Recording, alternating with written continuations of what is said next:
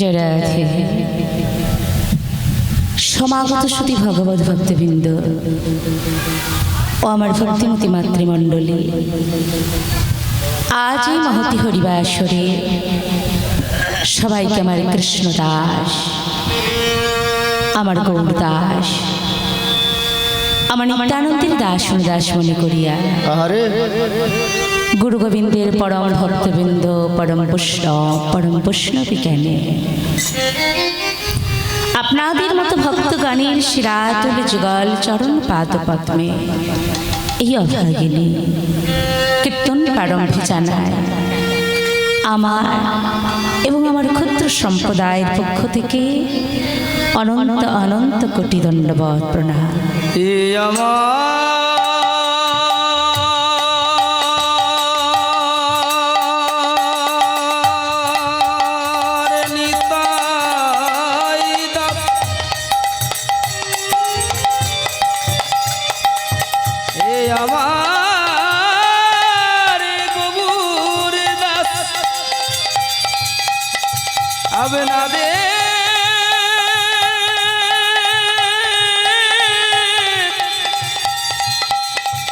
আপনাদের সবাকার রাঙানা তুলে যুগল চরণে জানাইয়ে দাসের অসংখ্য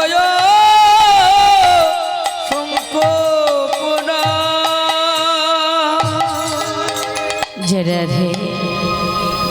মধুরাদপি মধুর হরিনাম সংকীর্তন বাসর, এই বাসরে আহুত রবাহুত সমস্ত ভক্তমণ্ডলী আমরা এসেছি হরির বাসরে হরি কথা আস্বাদন করবার লাগে।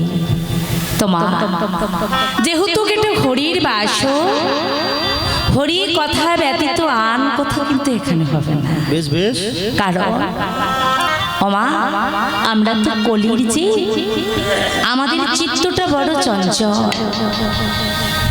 5 মিনিট ধ্যান করতে বসলে যে মনটা আমাদের চঞ্চল হয়ে যায়, 5 মিনিট ধ্যান করতে বসে সংসারের মায়া যাদের মস্তকে চলে আসে, এই 5টা মিনিট আমরা ধৈর্য ধরে চিত্তকে একত্রিত চিত্ত করতে পারি না।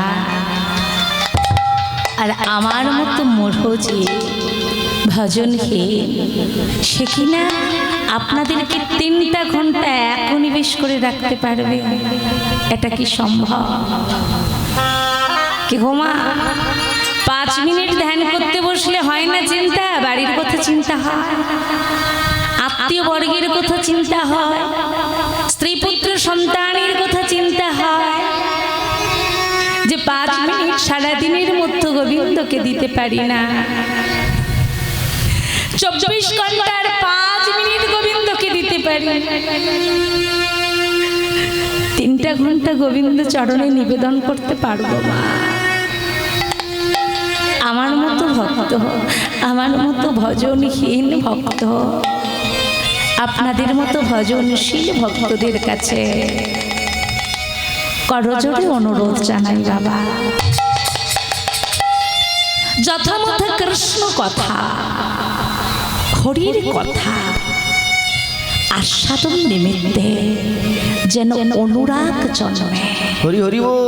অনুরাগ বিহীন ভজন হয় না, অনুরাগ না এলে গোবিন্দ পাওয়া যায়। আর কীর্তন আস্বাদন করতে গেলে অনুরাগ প্রয়োজন। আমাদের দেহটা কাষ্ঠ স্বরূপ, এর মধ্যে রস নেই বাবা, রস শুকিয়ে গেছে। রস হতে গেলে আমাদের ভজন শিখতে হবে। আর ভজন যদি জানা যায় বাবা, তবে গোবিন্দের কাছে কোন সূত্রে বাঁধা যায় সেটা ভালোভাবে শেখা যায়। তা শুভ সন্ধ্যাকালীন হরিনাম সংকীর্তন বাসর এবং নিশিপ্রহর নাম যজ্ঞের বাসর, সত্য ত্রেতা দাপর কলি সত্যই ধ্যায়িত বিষ্ণু, ত্রেতায় যজ্ঞ দাপরি পরিচর্যা কলৌ হরে নাম সংকীর্তন। সত্যযুগে ধ্যান, ত্রেতাযুগে যজ্ঞ, দাপরে হলো পরিচর্যা। কলিটির জাগ নেই, যজ্ঞ নেই, ধ্যান নেই, বারব্রত কিচ্ছু নেই, কেবল আছে মধুর হরিনাম সংকীর্তন যজ্ঞ। এই হরিনাম সংকীর্তন যজ্ঞে আমরা সবাই উপস্থিত হয়েছি। আমাদের কত বড় ভাগ্য। আজ সারানিশি হরিনাম সংকীর্তন সাধন হবে এবং কাল একটা পুণ্যতিথি আপনারা সবাই জানেন। একে তো আমরা আছি মহা বৈশাখ মাস, আর এই বৈশাখ মাসের মাহাত্ম্য আপনারা সবাই জানেন। এই বৈশাখ মাসটাকে আমরা আরেক কথায় মাধব মাস বলে থাকি, তাই তো মা?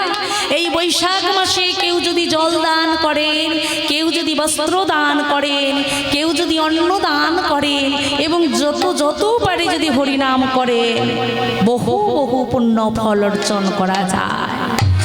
এবং সারা মাসটাও যদি আপনি না পালন করতে পারেন, যদি কালকের দিনটা আপনি পালন করেন, কালকের দিনটা কি বা? অক্ষয় তৃতীয়া। এই অক্ষয় তৃতীয়ার দিনটা বাবা বহু পুণ্য ফল অর্জন করা যায়। এই অক্ষয় তৃতীয়ার দিন যদি কেউ এক বিন্দু দান করে, তার শত বিন্দু তার কাছে ফিরে আসে। আর এই এক অক্ষয় তৃতীয়ার দিন যে যত পাপ করবে তার কাছে শত গুণ ফিরে আসবে। অতএব বাবা পুণ্য করলেও যেমন শতগুণ আপনি ফেরত পাবেন, আর পাপ করলেও কিন্তু শতগুণ ফেরত পাবেন। এই অক্ষয় তৃতীয়ার মাহাত্ম্য এমনই বাবা। এই অক্ষয় তৃতীয়ার দিন আমাদের পরশুরাম অবতার জন্মগ্রহণ করেছিলেন। এই অক্ষয় তৃতীয়াতে আমাদের গঙ্গা এসেছিলেন, ভগীরথ গঙ্গাকে আহ্বান করেছিলেন। এই অক্ষয় তৃতীয়ার দিন এত মাহাত্ম্য আছে অক্ষয় তৃতীয়ায়। তাই প্রত্যেকটা মাকে আমি বলি, মা সারা মাসও যদি এই ব্রত পালন করতে না পারেন, অন্তত অক্ষয় তৃতীয়ার দিন যত পারেন নাম করবেন। আর যদি পারেন জলদান, বস্ত্রদান, অন্নদান এগুলো করবেন এবং সেটা করবেন শুদ্ধ চিত্তে।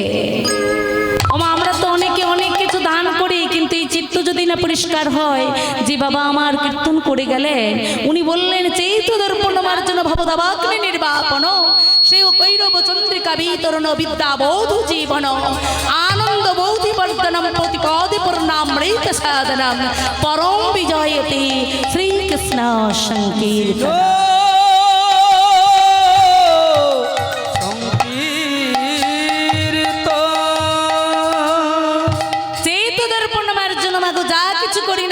চিত্ত দর্পণটা পরিষ্কার করতে হবে।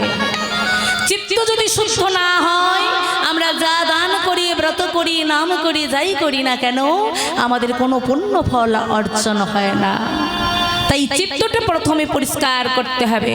ভগবান এমন সাধীর দেহ দিলেন মা, 84 লক্ষ জনে ভ্রমণ করার পরে তবে এই সাধীর মানব জনম।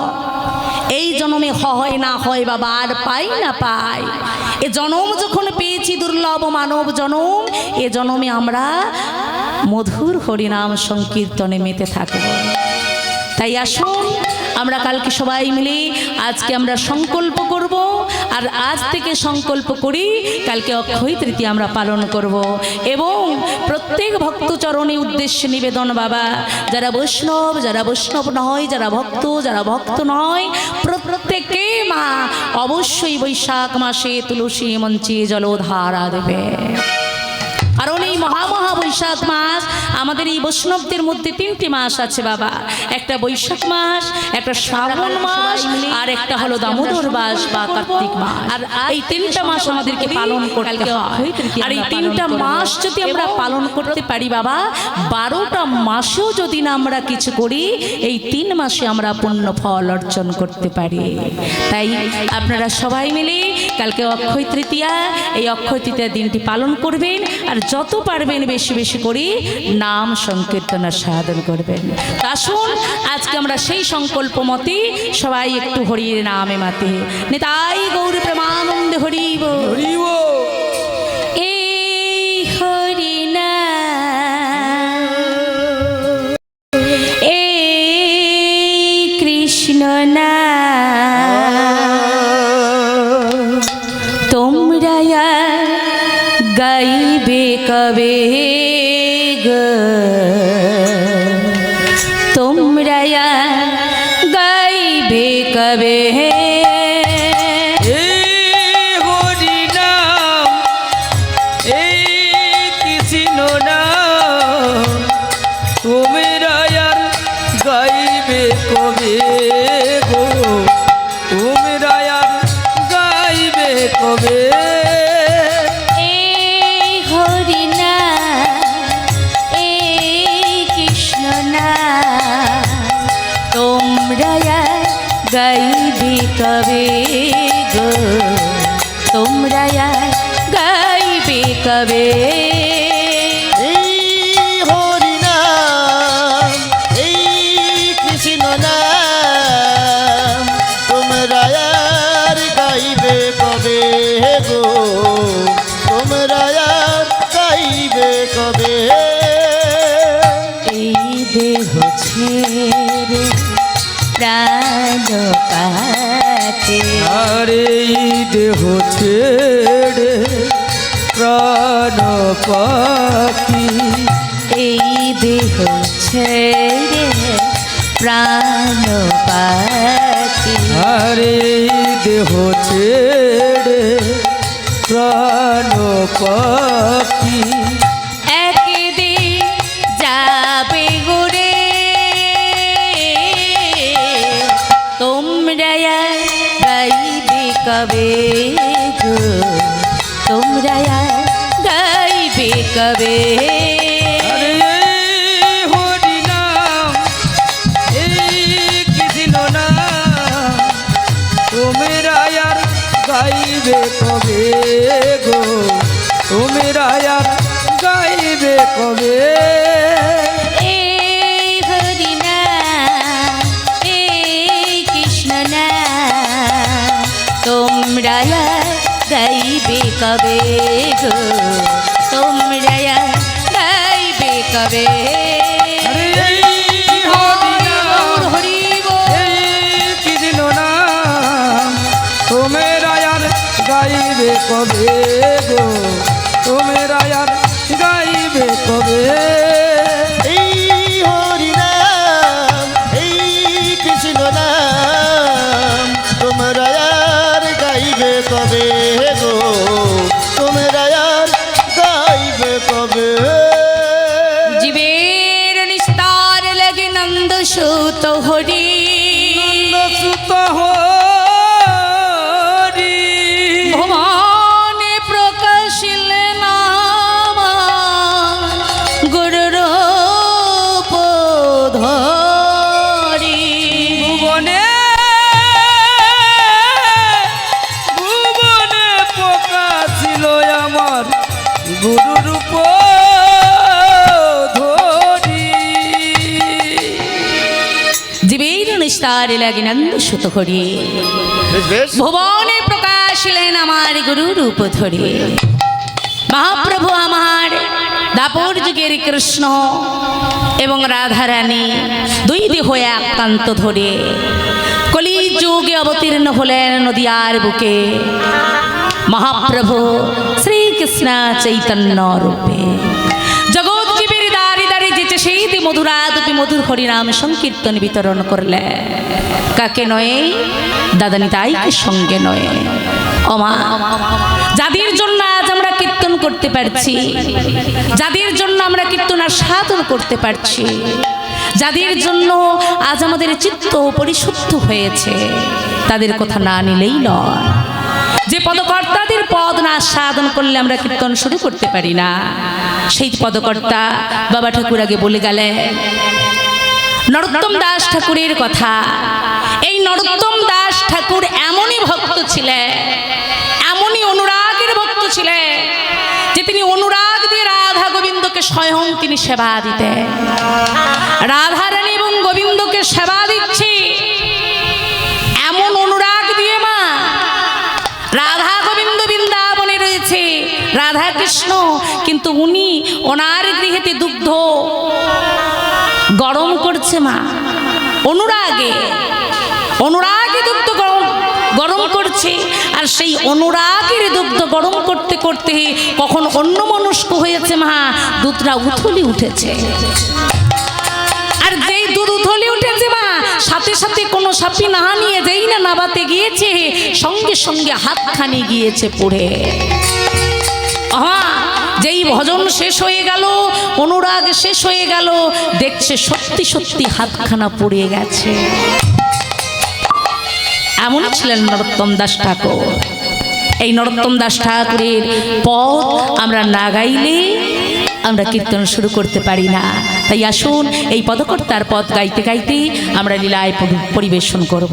তোমা একটা কথা প্রথমেই বলি আপনাদের চরণে, আমি জানি না আমার এত ভক্তগণ থাকবে কিনা, গৌর গোবিন্দের এত ভক্তগণ লীলার মিলন পর্যন্ত থাকবে কিনা আমি বলতে পারছি না। তবে হ্যাঁ, আজকাল কীর্তনটা হচ্ছে একটা রঙিন রঙ্গমঞ্চ বাবা, একটা মিনি অর্কেস্ট্রা। কারণ মহাপ্রভু যে কীর্তন দিয়ে গেছিল বর্তমান যুগে সে কীর্তন আর নেই বাবা। মহাপ্রভু কীর্তন দিয়েছিলেন হৃদয় দোলানো কীর্তন, হরি বল হরি বল। যে কীর্তন আস্বাদন করে জগাই মাথায়ের মতো মাতা যারা ভাণ্ড ভাণ্ড মাল সেবা করতেন মা। এখন তো ছেলে মেয়েরা বাবা এক বোতল যদি মাল মানে মদ্য পান করে, ওমা রাস্তাঘাটে শুয়ে থাকে, পিক আপ ভ্যানে করে বাড়ি নিয়ে যেতে হয়। আর জগাই মাথায় ভাণ্ড ভাণ্ড সুরাপান করত, তাদের মতো ভক্তদেরকে উদ্ধার করলো আমার গৌর আর নিতাই। তাহলে কেমন কীর্তন ছিল? সেটা ছিল হৃদয় দোলানো কীর্তন। আর এখন কীর্তন হচ্ছে বর্তমান যুগে দেহ দোলানো কীর্তন বাবা। আপনি যত দেহ দোলাতে পারবেন, যত ভজন করতে পারবেন, যত হিন্দি ভজন, যত উড়িয়া ভজন করতে পারবেন, আপনার বুকিং তত হবে বাবা। আর আপনি আসরে দাঁড়িয়ে কেঁদে কীর্তন করেন, আপনি আসরে দাঁড়িয়ে পদকর্তাদের পদ ধরে কীর্তন করে গেল, উনি কিন্তু ঠিক সঠিক গণনা দিয়ে কীর্তন পরিবেশন করে গেল। জয় রাধে। এই কীর্তনে কিন্তু ভক্ত পাবেন না বাবা, কিন্তু যত রবীন্দ্রনাথ নৃত্য করতে পারবেন দেখবেন কীর্তন তত আপনার বুকিং হবে। মহাপ্রভু দিয়েছিলেন হৃদয় দোলানো কীর্তন।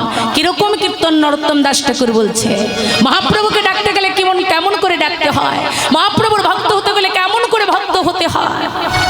মা কালী দুর্গা শিবে সবার ভক্ত হওয়া যায়, কিন্তু আমার গোবিন্দের ভজন করতে গেলে, গোবিন্দের ভক্ত হতে গেলে এই চিত্তটা যে বড় শুদ্ধ করতে হয়। যতক্ষণ পর্যন্ত গঙ্গা যমুনাতে বাড়ি বর্ষণ না করবে, যতক্ষণ পর্যন্ত আপনার ভেতর অন্তর থেকে ভক্তি আসবে, ততক্ষণ পর্যন্ত আমার গোবিন্দকে পাওয়া যাবে না। তাই নরোত্তম দাস ঠাকুর বলছে, গৌরাঙ্গ বলিতে হবে পুলক শরীর। গৌরাঙ্গ বলিতে হবে পুলক শরীর। গৌরাঙ্গ বলিতে হবে পুলক শরীর। গৌরাঙ্গ বলিতে হবে পুলক শরীর। হরে হরে বলিতে নয়নে বহে নীরা। হরি হরি বলিতে নয়নে বহে নীর। আর হরে হরে বলিতে নয়নে বহে নীরা। হরি হরি বলিতে নয়নে বহে নীর। আর কবে তাই চা করুণা করিবে। আর কবে নিতাই চা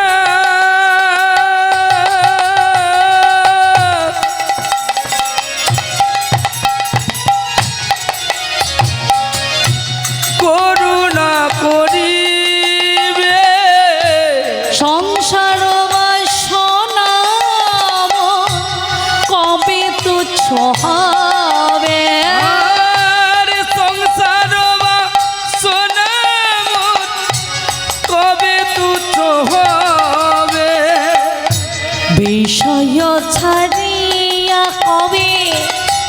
শুদ্ধ হবে মা আর বিষয় ছাড়িয়া কবে শুদ্ধ হবে কবে হেন হেন বসে মধুর বৃন্দাবন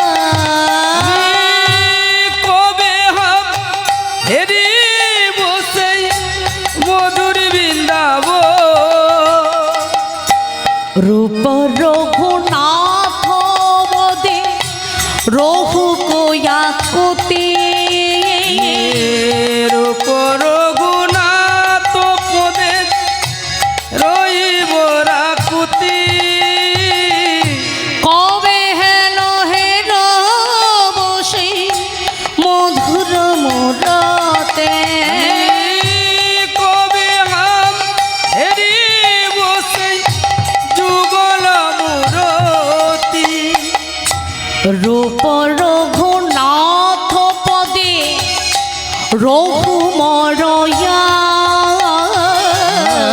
রূপ রঘু নাথ পদে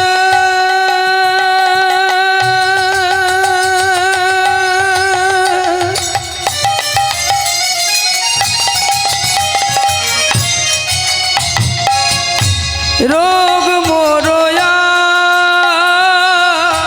প্রার্থনা করেন সদা নরোত্তম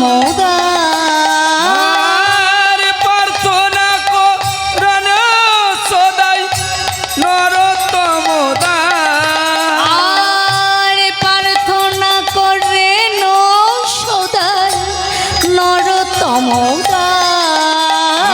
আর প্রার্থনা করেন সদাই নরোত্তম বলি এইবার আমায় কৃপা করো এইবার আমায় কৃপা করো এইবার আমায় কৃপা করো এইবার আমায় কৃপা করো ওহে দয়াল বৈষ্ণব ঠাকুর আর এইবার আমায় কৃপা করো দয়াল বৈষ্ণব ঠাকুর এইবার আমায় কৃপা করো ওই চরণে থাকে মহতি এইবার আমায় কৃপা করো ওই চরণে থাকে মহতি প্রভু এইবার আমায় কৃপা করো জন্মে জন্মে ভক্তি থাকে প্রভু এইবার আমায় কৃপা করো তোমার দেখা